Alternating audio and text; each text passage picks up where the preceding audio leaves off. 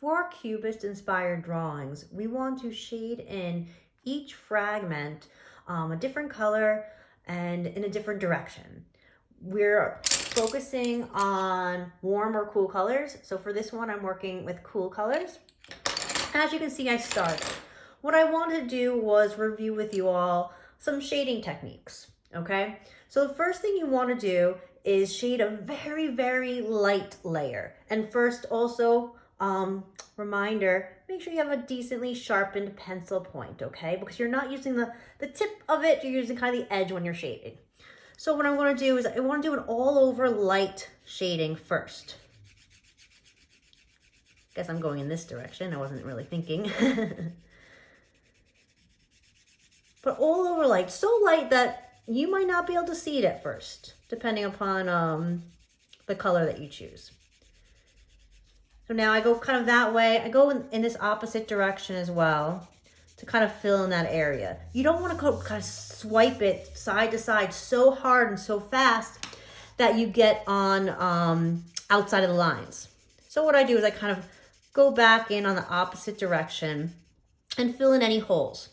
What that also does, going in an opposite direction, is kind of takes away from any linear quality. What I mean by linear quality is showing the direction of the line.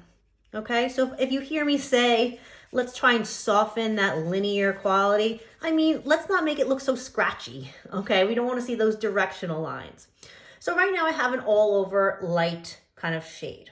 Okay, it's really important that you don't go too dark too fast.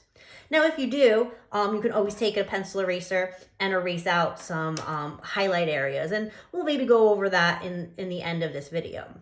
But I have an all over light. Now I want to continue to add value. What I'm going to do is up my pressure a little bit. So now I'm going to press a little bit harder. I'm going to start on the edge where I want it to be the darkest.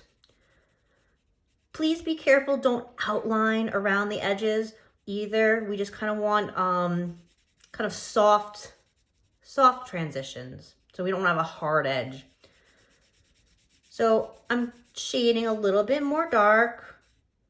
As I approach this kind of other end where we're going dark to light in one direction, I want to start to lessen my pressure. I don't want to press as hard.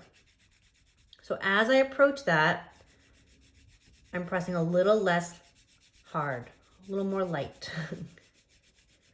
To the point where it's almost kind of floating off the paper. That's how light it's going. So don't even need to go back to this side. That's kind of a little problem area. Some kids kind of keep shading. When I say to layer, they keep layering, but then they forget to stop. Start to stop as you approach that other edge. Okay, nice and dark on one. As you approach the opposite edge, you're lightening your pressure. Another layer. Start on the dark edge, pressing a little bit harder this time. It's all about layering.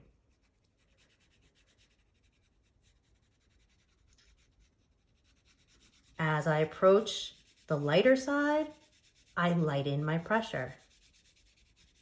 And again, I don't even need to touch that light edge.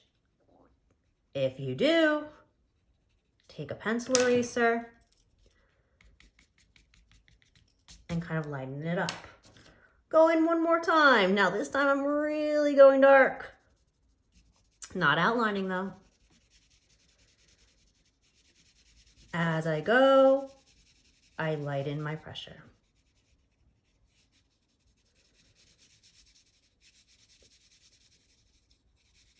Don't go too hard on this edge. I kind of say just skip it.